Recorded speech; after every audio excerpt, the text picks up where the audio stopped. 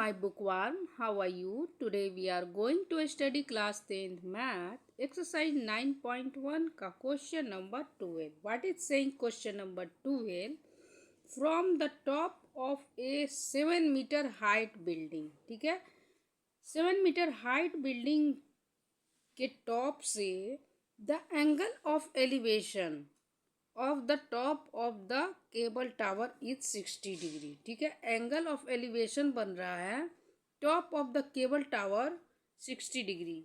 ठीक है, and the angle of depression it's foot, tower के फुट पर 45 डिग्री का एंगल बन रहा है, एंगल ऑफ डिप्रेशन बन रहा है. ठीक है, determine the height of tower. तो चलिए समझते हैं. देखिए, एक टावर है और एक बिल्डिंग है. ठीक है, एक टावर और ये क्या हो गया, ये एक बिल्डिंग है. ठीक है, ये बेस हो गया.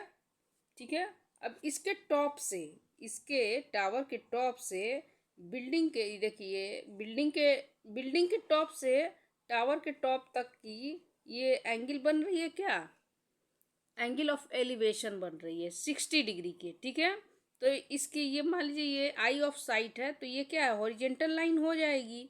हाँ, तो ये कितना होगा, ये 60 डिग्री बन जा रही है. ठीक है, अब वही कह रहा है क्या, यह देखो एंगल ऑफ डिप्रेशन बढ़ रहा है 45 डिग्री. कहाँ से, बिल्डिंग के टॉप से. हाँ, और टावर के फुट तक. ठीक है, तो यहाँ से ये नीचे देख रहा है, ये ऐसे. ठीक है, तो इसकी एंगल क्या बन रही है, 45 डिग्री. ठीक है, यहाँ पे देखिए ये हॉरिजेंटल है.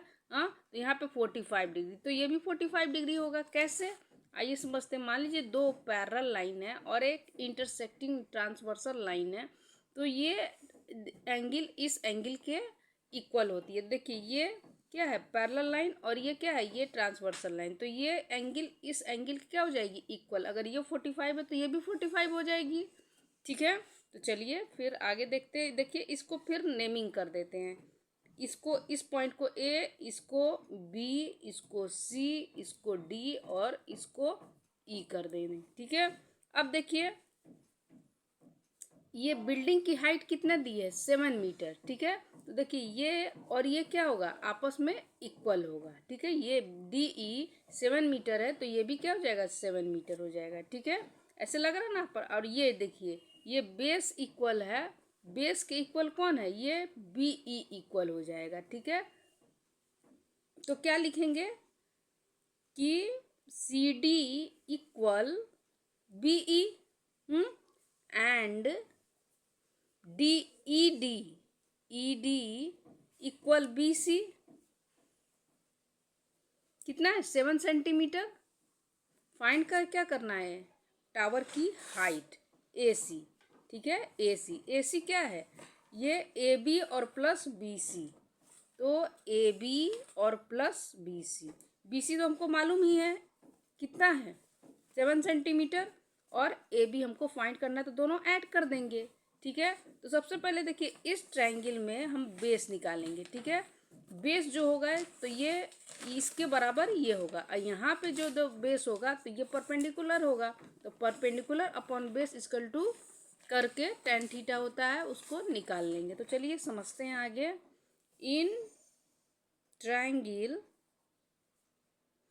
ई सी डी में, ठीक है, ई सी डी में परपेंडिकुलर क्या है, ई डी अपॉन में बेस है सी डी इक्वल टू क्या हो जाएगा, परपेंडिकुलर अपॉन में बेस, तो tan थीटा. अब देखिए tan थीटा की वैल्यू इस ट्रायंगल में 45, तो यहाँ पे ई डी कितना है, 7 सेंटीमीटर. 7 सेंटीमीटर लिख देंगे, सॉरी मीटर है. और C D equal to tan 45 degree. और tan 45 का वैल्यू क्या होता है, 1 होता है. ठीक है, तो यहाँ पे 7 metre upon C D equal to 1, और 1 से ये ऊपर मल्टीप्लाई हो जाएगा तो क्या हो जाएगा, हाँ, C D equal to 7 metre आ गया. ठीक है, तो ये सी डी की हाइट क्या हो जाएगी, ये लेंथ हो जाएगी 7 मीटर. अब ये 7 मीटर हो जाएगी, तो ये भी 7 मीटर होगी ना. यहाँ पे लिख भी दिए हैं कि C D equal to B E. अब ट्राइंगल ए बी ई में, ठीक है, चलिए देखते हैं. In triangle A B E में ठीक है। अब देखिए यहाँ पे इस ट्रायंगल में ये बेस है और ये परपेंडिकुलर है, ठीक है। तो परपेंडिकुलर अपॉन बेस क्या होता है, tan थीटा होता है। तो देखिए परपेंडिकुलर क्या है, A B upon B E. तो A B upon B E, ठीक है।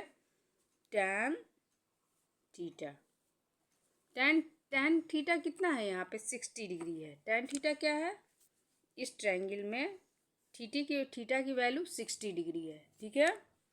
तो ए बी अपॉन में बी ई का value 7 metre equal to tan 60 degree. अब देखिए ए बी की वैल्यू यहाँ से फाइंड हो जाएगी 7 मीटर। tan 60 की वैल्यू होती है √3, ठीक है। तो ए बी इक्वल टू होगी, ये मल्टीप्लाई में आ जाएगा, ऊपर जाएगा तो 7√3, ठीक है। टावर की हाइट क्या हो जाएगी, टावर की height A B plus B C. यहाँ पे ए सी इक्वल टू क्या है, टावर हाइट ए सी, और ए सी इक्वल टू क्या है, A B plus B C. A B का वैल्यू क्या है 7√3 प्लस बी सी की वैल्यू क्या है 7 सेंटीमीटर। यहाँ पे बी सी का वैल्यू, यहाँ पे बी सी की वैल्यू 7 सेंटीमीटर लिख दी है, ठीक है।